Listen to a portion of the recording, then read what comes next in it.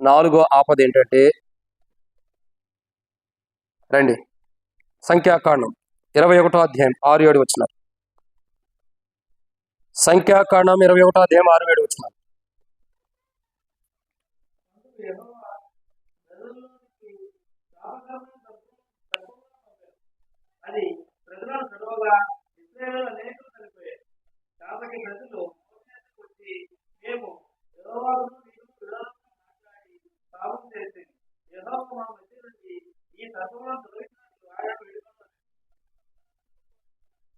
ఏమంటున్నారు? అది ఎవరు చెబుతున్నారు?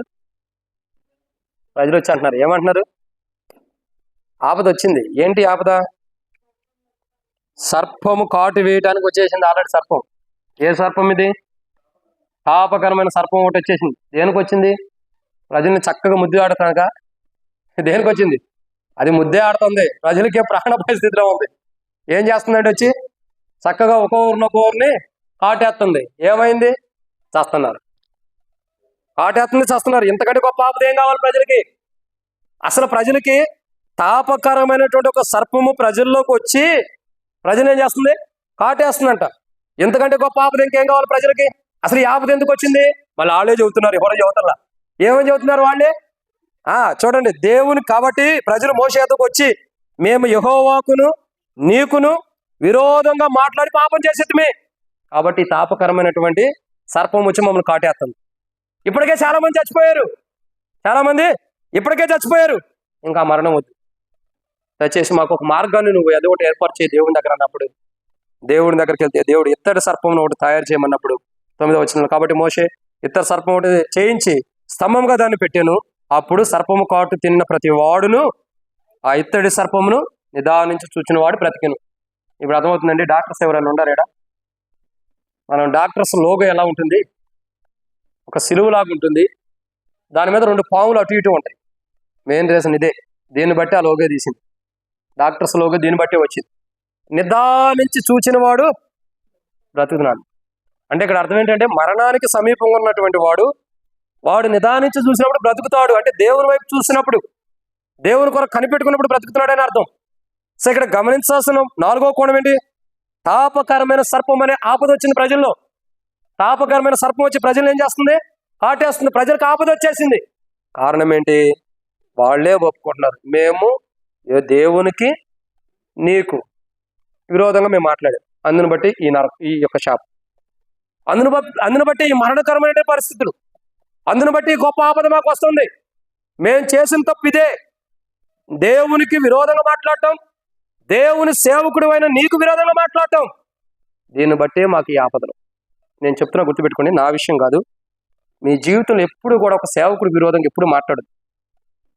నేను చెబుతున్నా చూడ, నా కళ్ళారా చాలా మందిని చూసిన అలా మాట్లాడిన వారు నష్టపోయిన వారు.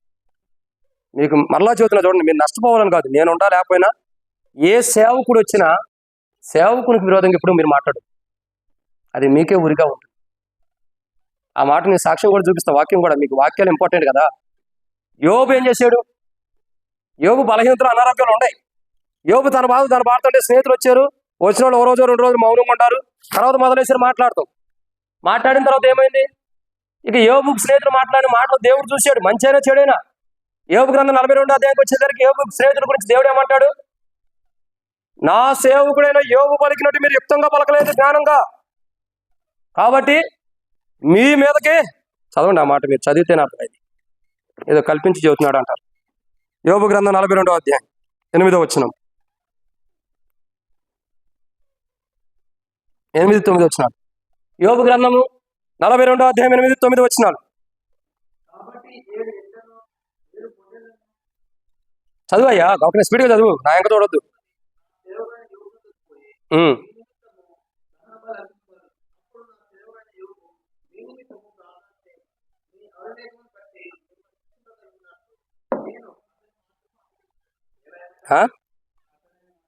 అతన్ని మాత్రము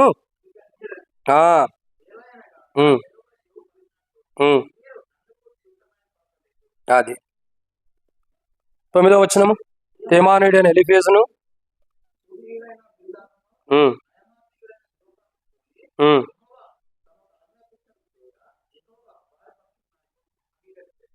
అర్థమవుతుందండి? గుర్తుపెట్టుకో, నీ జీవితంలో దేవుని సేవకుని తిట్టినా అవమానించినా దేవుని సేవకునికి విరోధంగా నువ్వు ఎప్పుడైతే మాట్లాడతావో ఖచ్చితంగా నువ్వు నష్టమే తెచ్చుకుంటావు. అందుకే నేను మరలా చెబుతున్నానండి, ఏ రోజు కూడా ఏ సేవకుడికి మీరు విరోధంగా మాట్లాడదు.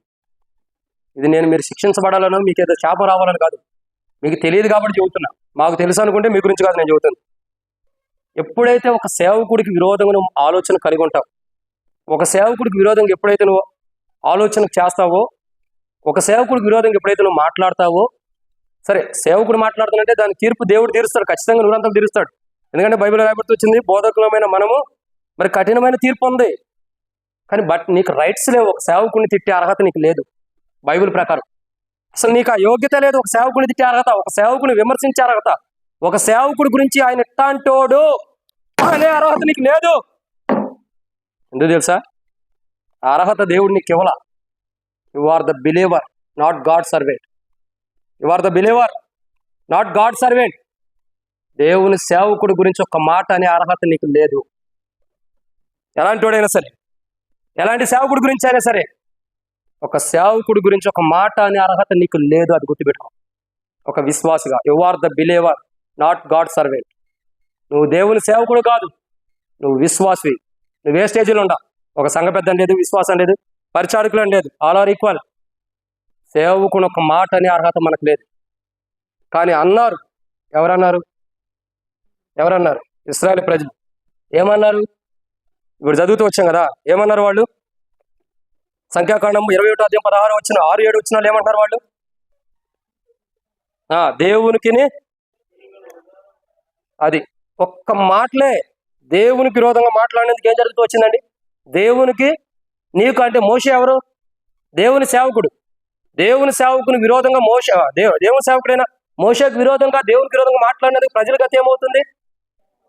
సర్పంలో చావబడుతున్నారు. అంటే మీరు చావాలని నా ఉద్దేశం కాదు సుమి. అలాంటి స్థితి రాకోకుండా కాపాడుకోవడానికి జాగ్రత్త కలిగి ఉండాలని అర్థం. ఈ రోజుల్లో సేవకుడు అంటే విలువ లేదు, ఏది పడితే అది మాట్లాడేస్తున్నారు. ఎక్కడని కాదు, చాలా చోట్ల సేవకుడు అంటే విలువ లేదు, ఏది పడితే అది మాట్లాడుతున్నాడు. ఎవరైనా సరే, ఒక సేవకుని అనే రైట్స్ నీకు లేవు. ఏ బిలీవర్కి, ఏ సంఘ పెద్దకి, ఏ పరిచారకుడికి, ఎవరికి కూడా సేవకుని అనే అర్హత లేదు. దానికి రీజను, దానికి సాదృశ్యమైన వచనము సంఖ్యాకాండం 21:6-7 అట్ ద సేమ్ టైం యోబు గ్రంథం 42:29. నువ్వంటే ఎందుకు పెడుతున్నాడు తెలుసా? సేవకుడు తీర్పు నీ మీదకు రాకుండా ప్రార్థన చేయటం. తాపకరమైన సర్పం ఎందుకు వచ్చింది? ప్రజల్ని ఎందుకు చంపుతూ వెళ్తుంది? ఆలోచించారు ఎవరైనా? ఎప్పుడు ఆలోచించారు? జనం చచ్చిపోయిన తర్వాత, జనం ప్రాణాపాయ స్థితిలో ఉన్న తర్వాత, మరణం పొందిన తర్వాత అప్పుడు ఆలోచిస్తున్నారు, ఓహో ఇది ఎందుకు వచ్చింది మనకి? ఈ తాపకరమైనటువంటి సర్పం వచ్చి మనుషుని ఎందుకు చంపుతుంది? దేవునికి విరోధంగా మనం మాట్లాడాం, దేవుని సేవకుడైన మోషేకు విరోధంగా మనం మాట్లాడాం.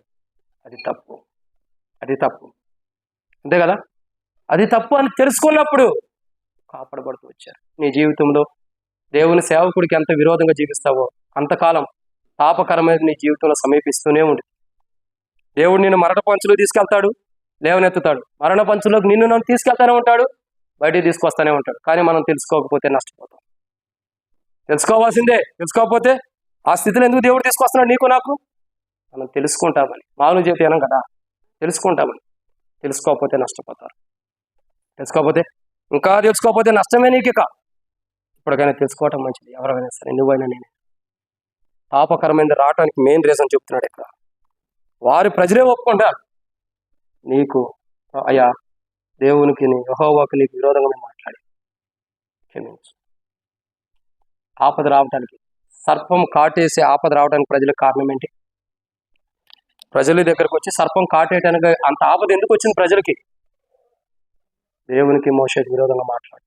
ఎన్ని రోజులైతే నువ్వు నీ సేవకుడికి, స్థానిక సేవకుడికైనా సరే, ఇంకే సేవకుడికైనా నువ్వు విరోధంగా ఉంటావో, విరోధంగా మాట్లాడతావు, అంతకాలం నీకైనా నాకైనా తాపకరమైన జీవితం మన జీవితాల్లో వచ్చింది. అప్పుడు నీలో జీవం లేనట్టే. నువ్వు తాపకరమైన సర్పం ద్వారా కాటివేయబడిన వాడు చచ్చినట్ట బతికినట్ట? చచ్చిపోతున్నాడు కదా, అంటే అర్థం ఏంటి? జీవం లేనట్టు నీలో. అప్పుడు నువ్వు నూతన యెరూషలేములో ఉండలేవు, ఖచ్చితంగా ఉండలేవు. ఇప్పుడు చచ్చిపోయిన తాపకరమైన సర్పం ద్వారా కాటేయబడిన వాళ్ళు అందరూ సజీవులై ఉండారా?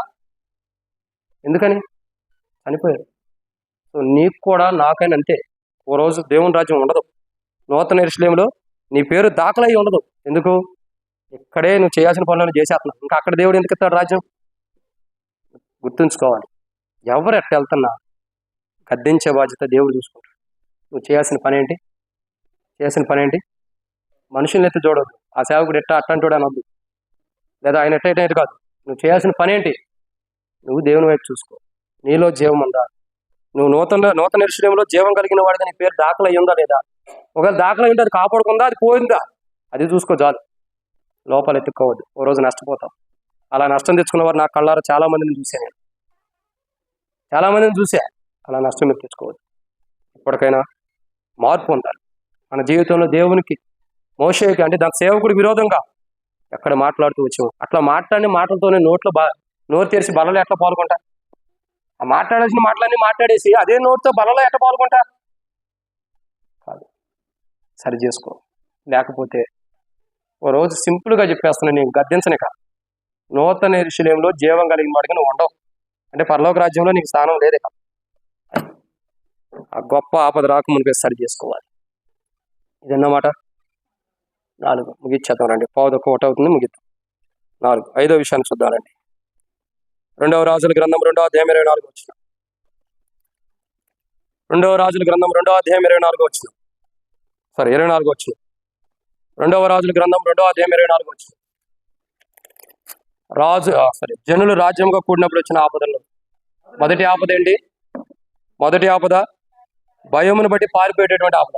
రెండో ఆపద బహుశ్రమతో కూడిన ఆపద. మూడో ఆపద తెగులు ద్వారా వచ్చిన ఆపద. 4వ ఆపద తాపకరమైన సర్పం ద్వారా కాటు వేయబడినటువంటి ఆపద. 5వ ఆపద ఏంటంటే రండి, ఇక్కడ చూస్తున్నాం కదా, 2వ రాజుల గ్రంథం 2వ అధ్యాయం 24 వచ్చిన. అతడు వెనుకకు తిరిగి వారిని చూచి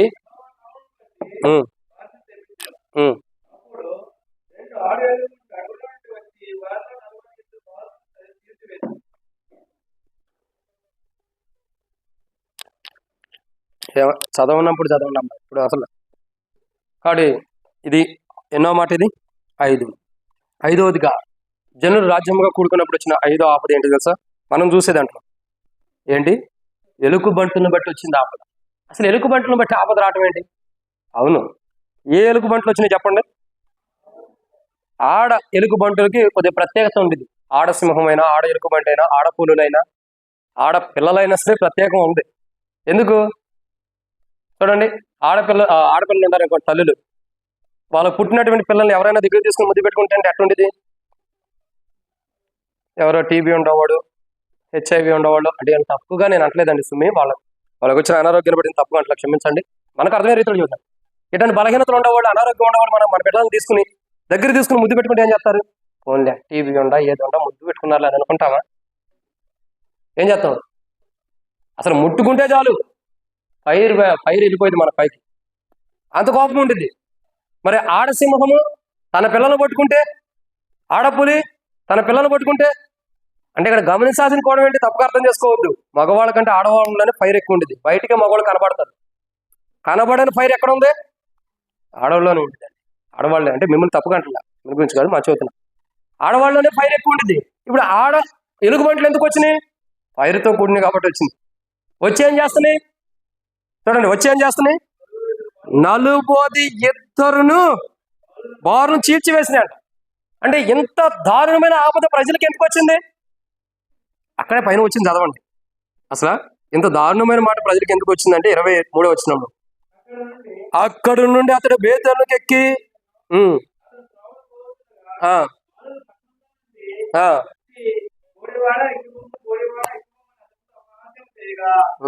ఆయన ఎక్కడికి ఎక్కించాలి అక్కడికి ఎక్కించాడు. ఏమంటున్నారు? వచ్చి బోడివాడ ఎక్కిపోము, బోడివాడ అంటున్నారు. ఇప్పుడు ఈ బోడివాడ అన్న వ్యక్తి ఎక్కడికి ఎక్కించాలో ఆడకి ఎక్కించాడు. పరవశిని పాట పాడి దేవుని దగ్గరికి ఎక్కించాడు. సరిపోయింది కదా. కానీ మానవుడి జీవితంలో వచ్చిన 5వ ఆపద, జనులు రాజ్యంగా కూడుకున్న దినాల్లో వచ్చిన 5వ ఆపద ఏంటంటే ఇదే. ఏంటి ఆపద? ఎలుగుబంటుల ద్వారా ప్రజలకు ఆపద వచ్చింది. ఎలుగుబంటులు వచ్చి ప్రజల్ని తినివేస్తున్నాయి. అంటే జంతువుల ద్వారా ఆపద ఉంది. ఒకరోజు సంఘం ఎత్తబడినప్పుడు, మధ్యాకాశానికి వెళ్ళినప్పుడు, మీరు ప్రకటన గ్రంథం బాగా చదవండి, క్లియర్గా మీకు ప్రూఫ్లు కూడా కనపడతాయి. మధ్యాకాశానికి వెళ్ళినప్పుడు మిడతల్లాంటి శరీరం, సారీ, తేలు లాంటి శరీరం, మిడతల లాంటి శరీరము, తర్వాత తేలు లాంటి తోక కలిగిన జంతువు భూమి మీద ఉంటుంది. అది ప్రజలు ఏం చేస్తున్న జంతువు, ప్రజలు కుడితే 6 నెలల పాటు ఆ నొప్పులు భరిస్తారంట, బాధ. 6 నెలల పాటు, ఒక రోజు 2 రోజులు కాదు.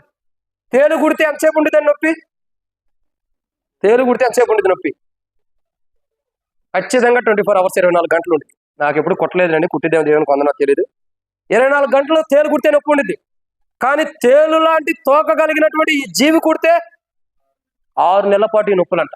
ఒక రోజు, ఒక 24 hours మనం తట్టుకోలేము. 6 నెలలు తట్టుకోగలుగుతామా? అంటే జంతువుల ద్వారా రాబోతున్న బహు భయంకరమైన ఆపద ఉంది. ఎంతో గొప్ప ఆపద. జీవుల ద్వారా, జంతువుల ద్వారా, పక్షుల ద్వారా దేవుడు అనేకమైనటువంటి ఆపదలు కనబరచబోతున్నాడు. ఇక్కడ గమనించాల్సిన కోణం, ఎలుగుబంట్ల నుండి వచ్చినటువంటి అంత గొప్ప ఆపద కంటే, ఎలుగుబంట్ల ద్వారా వచ్చినటువంటి ఆపద కంటే ఎక్కువ ఆపద రాబోతుంది. జనులు రాజ్యంగా కూడుకున్నప్పుడు వచ్చిన ఆపద ఎలుగుబంట్ల ద్వారా వచ్చింది. ఎలుగుబంట్ల ఎందుకు వచ్చింది? ప్రజలు చేసిన తప్పే. ఏమన్నారు? బోయవాడ ఎక్కుపొమ్ము, బోయవాడ ఎక్కుపొమ్ము అని అపహాసం చేశారు. కొంతమంది వాక్యం చెప్పేటప్పుడు కూడా అపహాసం చేస్తాడు. ఆయన అటు చెప్పాడు, ఎటు చెప్పాడు. నీ అపహాసానికి ఎలుగుబంట్లు వస్తున్నాయి, నీ వెనకాల అడిగులు. వాక్యం చెప్పేటప్పుడు హేళన చేసేవాడు కొంతమంది ఉంటారు. వాక్యం చెప్పేటప్పుడు కొంతమంది అపహాసించేవాళ్ళు ఉంటారు, తిరస్కరించేవాళ్ళు ఉంటారు. ఎలుగుబంటి వెనకాల ఉంది, గుర్తుపెట్టుకో. కానీ చాలా మంది యొక్క ఇక్కడ గమనించినటువంటి 5వ కోణం ఏంటి? ఆపద రావడానికి 5వ కోణం ఏంటంటే, అక్కడి నుండి అతడు బేతేలుకి ఎక్కి వెళ్ళాను, అతడు త్రోవను పోచుండగా బాలురు పట్టణంలో నుండి వచ్చి బోయవాడ ఎక్కుపొమ్మని అపహాసం చేశారు. ఆపద వచ్చింది ఎలుగుబంటిల ద్వారా. ఎందుకు వచ్చింది? అపహాసం చేయటానికి. మనం సింపుల్గా జనాన్ని అపహాసం చేస్తాం. చేస్తాం. ఆయన అట్ట ఈయన అని అపహాసం చేసేవాళ్ళు ఉంటాం. మన వెనకాల కూడా ఎలుగుబంటులు దేవుడు పెడతాడు. ఎందుకు? మింగటానికి. జాగ్రత్తగా ఉండాలి. ఆపద అన్నది ఎన్నో కోణాల్లో మనకు సంప్రాప్తి అవుతూ వస్తుంది. ఎన్నో విధానాల్లో మనకు ఆపద అన్నది రాబోతూ వస్తుంది. మనం ఎవరిని గురించి కూడా అపహాస్యంగా మాట్లాడదు. ఎవరి గురించి కూడా అపహాస్యం చేయొద్దు, హేళన చేయొద్దు. తద్వారానే నీకు ఆపద అన్నది వస్తుంది. అది ఏ రీతిలో వస్తుందంటే ఎలుగుబంటులు. ఎలుగుబంట్లు వచ్చి ఏం చేసినాయి? తినివేసినాయి, ప్రజల్ని మింగేసి చంపేసినాయి కదా. సో అట్లా అనేకమైన ఆపదలు రాబోతున్నాయి. మనం అపహాస్యం చేసిన దాన్ని బట్టి ఆపదలు రాబోతున్నాయి. వాటి నుండి తప్పించుకోవడం కొరకై మనం జాగ్రత్త కలిగి ఉండాలి. ఎన్నో ఆపదల్లో మనం చూస్తున్న వాటిలో 5వ ఆపద దేని బట్టి వస్తుందంటే ఎలుగుబంటిని బట్టి. మనం అపహాస్యం చేయటం ద్వారా ఎలుగుబంటిని బట్టి ఆపద వస్తుంది. ఈ ఎలుగుబంటిలో చేంజెస్ని ప్రజల్ని చంపేస్తున్నాయి. నా క్రైస్తవ జీవితంలో అలా హేళన చేసే జీవితం ఉంటే దాన్ని బట్టి దేవుడు నీకు ఎలుగుబంట్లు లాంటివి నీ జీవితంలో అనుమతిస్తున్నాడు. అప్పుడు నేను తినేస్తాను. ఇంతకంటే గొప్ప ఆపద ఇంకేం కావాలి? నిన్ను తింటనేయో నీ పిల్లల్ని కూడా తినవచ్చు. అంత గొప్ప ఆపద రాకమునిపే నీ పేరు నువ్వు ఎలుగుబంటుల ద్వారా తినబడక మునిపే నీ పేరు నూతన యెరూషలేములో జీవం కొరకై దాఖలు చేయబడటానికి సిద్ధము. అలా లేకపోతే నష్టపోతావు. తిన్నమాట 6వ విషయం చూద్దామండి. నెహెమ్యా గ్రంథం 1వ అధ్యాయం 3వ వచనం. నెహెమ్యా గ్రంథం 1వ అధ్యాయం 3వ వచనం.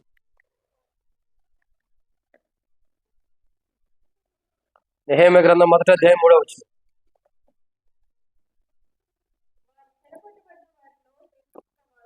వారు చెరపట్టబడిన వారిలో శేషించిన వారు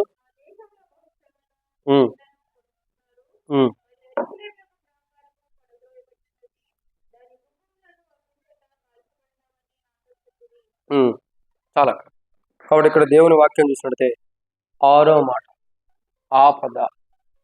జనము రాజుల కాలంలో వచ్చినటువంటి ఆపదలు, జనులు రాజ్యంగా కూడుకున్నప్పుడు వచ్చిన ఆపదల్లో 6వ ఆపద ఇప్పుడు 5 చెప్పాం. మొట్టమొదటిగా ప్రాణ భయముతో పారిపోయేటటువంటి ఆపద వచ్చింది గొలియాతుని బట్టి. 2వ ఆపద బహుశ్రమలను బట్టి చేసిన తప్పులను బట్టి వచ్చింది. 3వ ఆపద తెగులు ద్వారా బలగాన్ని చూసుకోవడం బట్టి వచ్చినటువంటి ఆపద. 4వ ఆపద తాపకరమైన సర్పాన్ని బట్టి, అంటే దేవునికి మోషేకి విరోధంగా, అంటే దేవుని సేవకు విరోధంగా మాట్లాడటం బట్టి తాపకరమైన మన జీవితంలోకి వస్తుంది. 5వదిగా ఎలుగుబంటుల ద్వారా, అంటే హేళన చేయటాన్ని బట్టి ఆపద వచ్చి ఎలుగుబంటుల రూపంలో వచ్చి తినేస్తున్నాయి.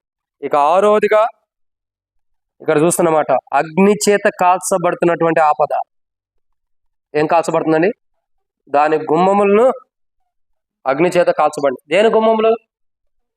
యెరూషలేము యొక్క గుమ్మములు అగ్ని చేత కాల్చబడేటటువంటి ఆపద. చూడండి, ఎవరైనా అగ్నిలో కాలిపోతున్నారంటే ఆపదలో ఉంటారంటామా అనవా? అంతే కదా. అగ్నిలో కాలిపోతున్నారంటే ఏమంటాం? అయ్యో ఆపదలో ఉంటారు, రక్షించండి రక్షించండి అంటారు. కేకలేరా కాలిపోయేవాళ్ళు? అయ్యో ఆపదలో ఉండారు, రక్షించండి రక్షించండి అంటారు లేదా? ఆపద దేని ద్వారా వస్తుంది?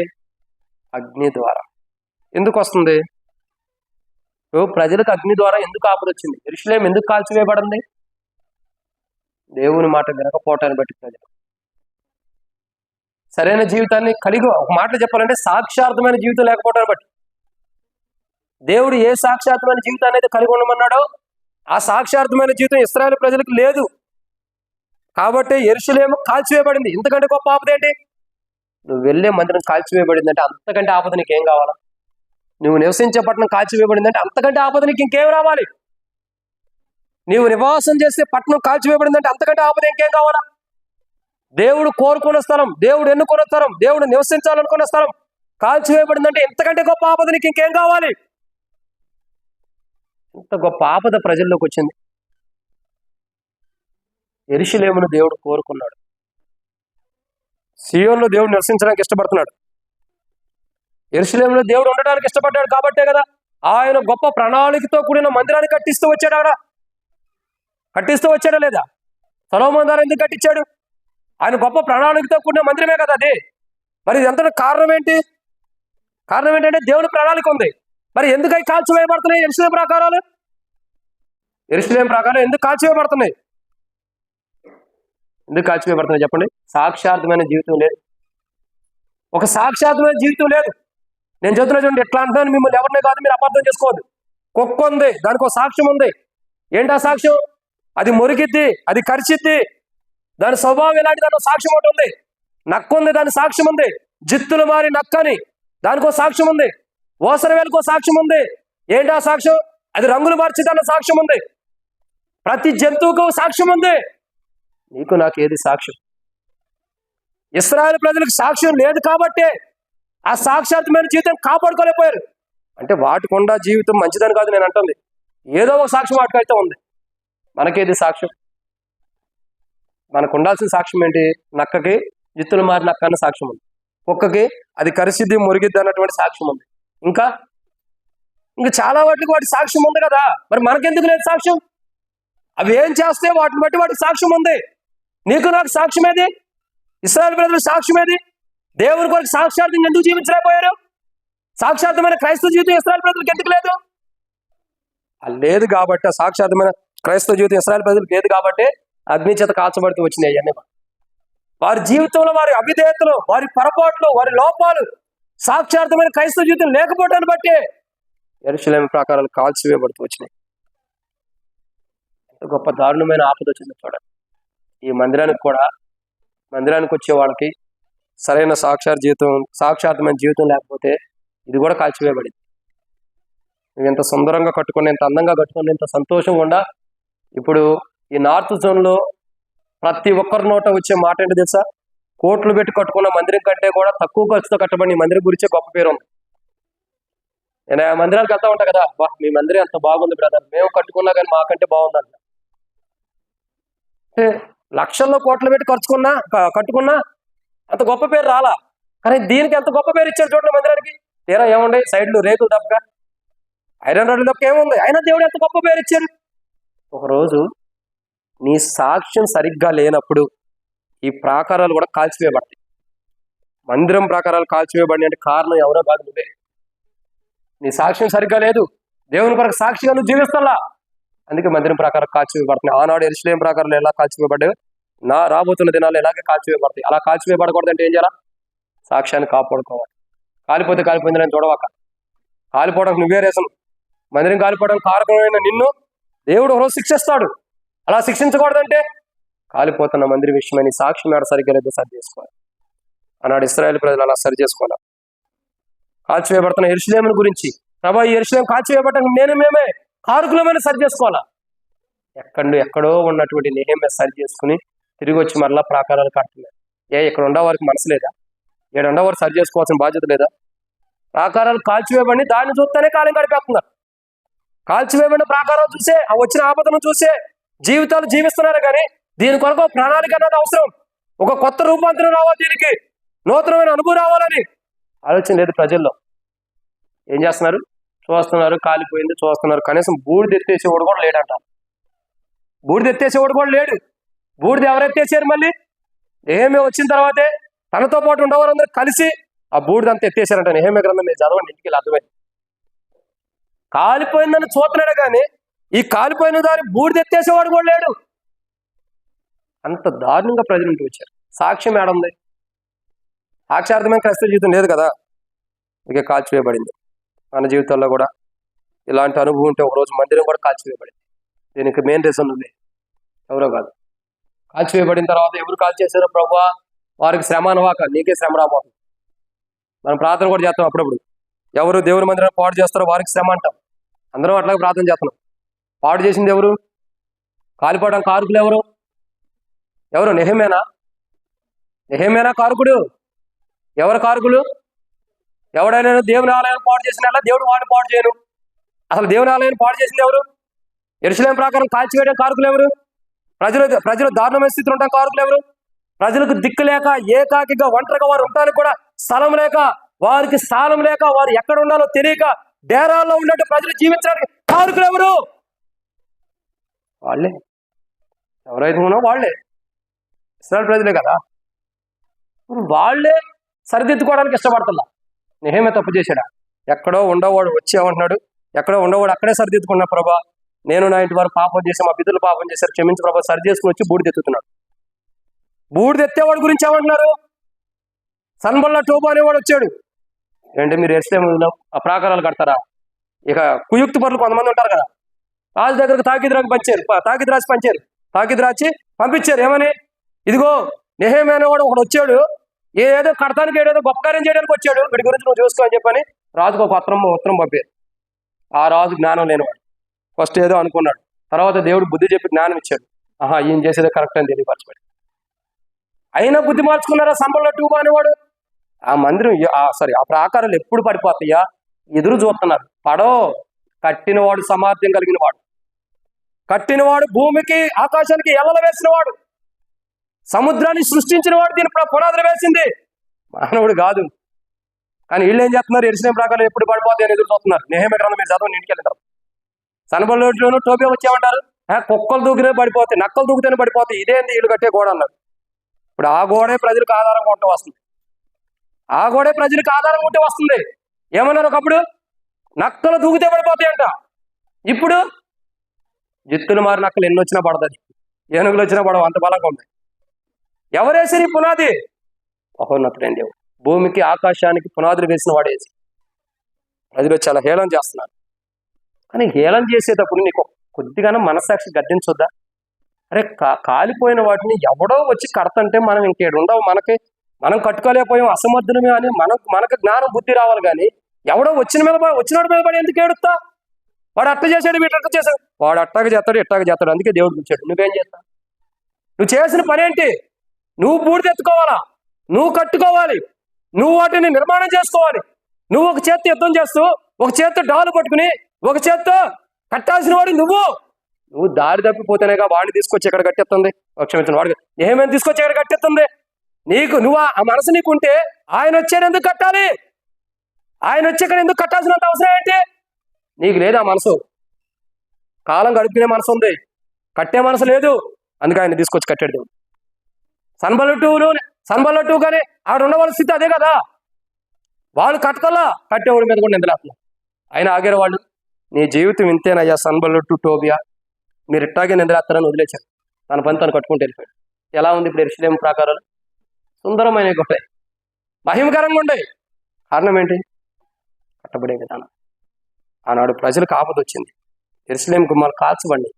రీజన్ ఏంటో తెలుసుకోవాలి. సాక్షార్థమైన జీవితం లేదు, అందుకే యెరూషలేము ప్రాకారాలు కాల్చబడుతూ వచ్చింది. మనకు కూడా సాక్ష్యం లేకపోతే ప్రాకారాలు కాల్చివేయబడతాయి. నీ ఆత్మీయ ప్రాకారం, నీ ఇంటి ప్రాకారం, నీ కుటుంబ ప్రాకారం, నీ పిల్లల చుట్టూ వేయబడిన ప్రాకారాలు కాల్చివేయబడతాయి. దేవుడే నీకు ప్రాకారంగా లేకపోతే, అవి కాల్చివేయబడిన అనుభవం, దేవుడు కాల్చేసిన అనుభవం ఉంటే, తన ప్రాకారాన్ని దేవుడు కాల్చివేస్తే ఎవడో కూడా కాపాడలేడు, నిన్నైనా, నీ కుటుంబాన్ని, నీ పిల్లలైనా. అందుకే తిరిగి కట్టుకోవడం ప్రయత్నం చేయి. తిరిగి సమకూర్చుకోవడానికి నెహెమ్యాలో ప్రయత్నం చేయి. అలా కట్టుకోవాలంటే ఏదో బల దగ్గరికి వచ్చి సరి చేసుకున్నట్టు కాదు. హృదయం వారా నెహెమ్యావలే, నేను నా ఇంటి వారికి తప్పు చేశాను, క్షమించి ప్రభుని యథార్థం ఒప్పుకోవాలి. అప్పుడు తిరిగి కట్టుకోగలుగుతాం, లేకపోతే లేదు. కాబట్టి ఇక్కడ మనం చూస్తున్నమాట ఆపద దేని ద్వారా వచ్చిందండి?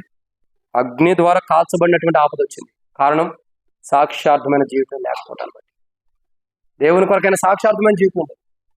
ఈరోజు నీకు నాకు ఆ జీవితం లేకపోతే కాల్చివేయబడితే తప్ప కట్టబడదు.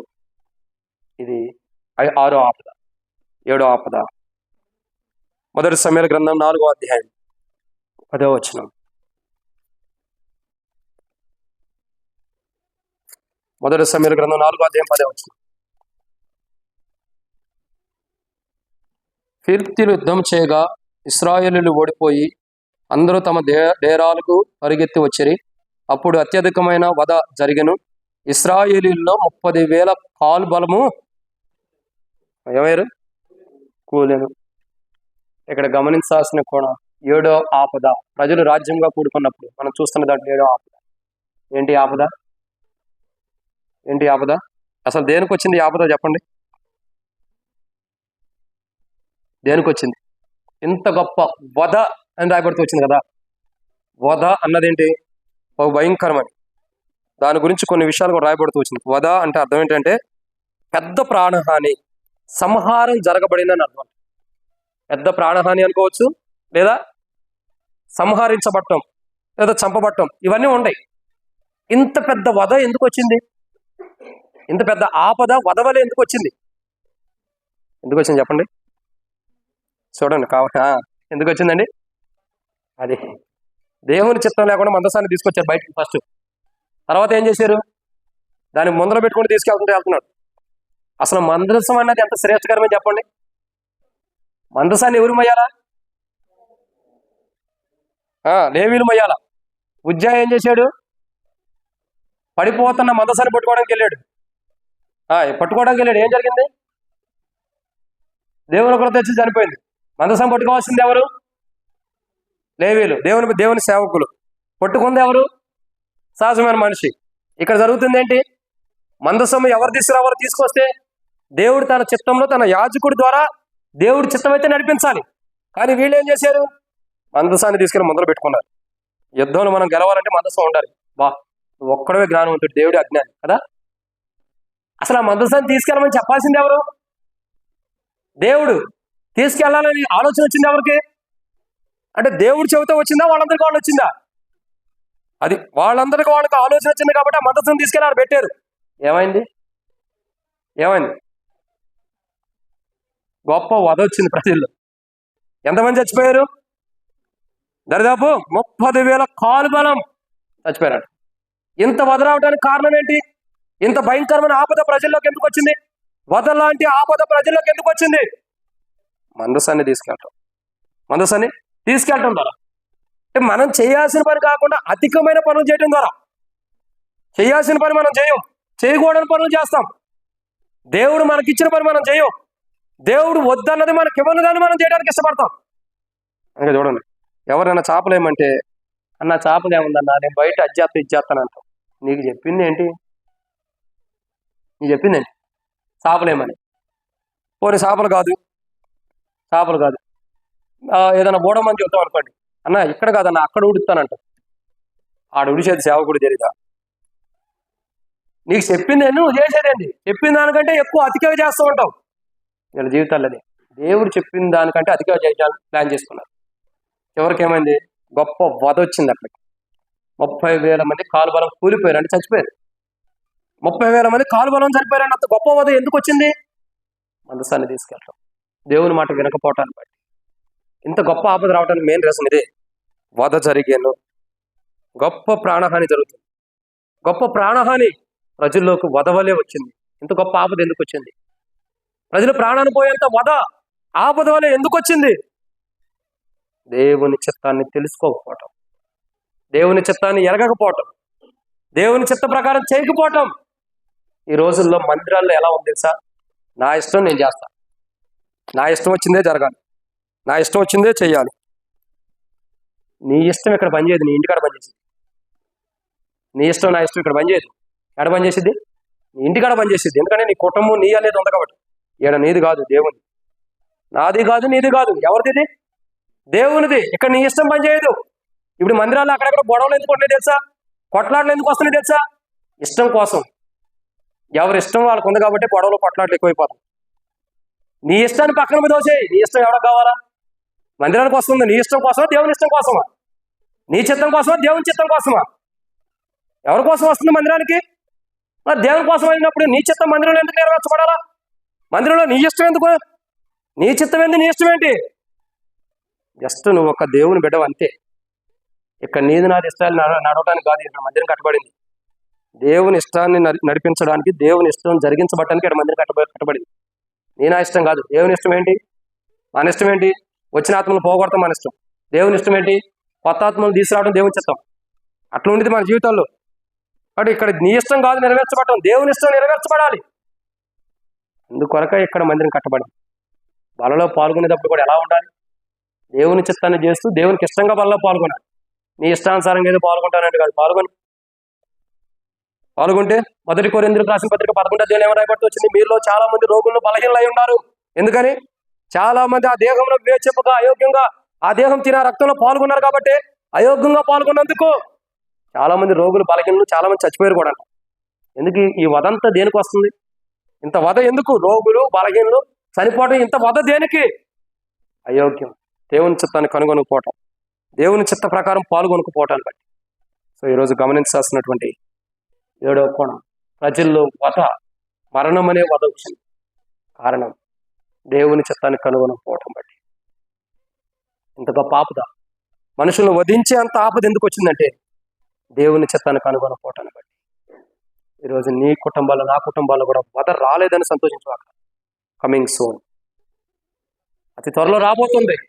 ఆ గొప్ప వధ రాకూడదంటే ఇప్పుడు నువ్వు మారుమనసు పొందాలి.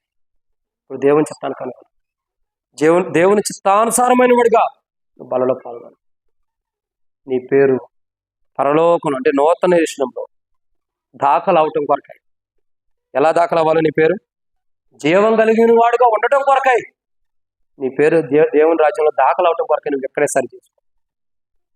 ఇలారా, నీ పేరు నూతన దేశంలో జీవం కలిగిన వాడివి అని దాఖలు అవ్వకపోతే వారికి ఆపద వస్తుంది.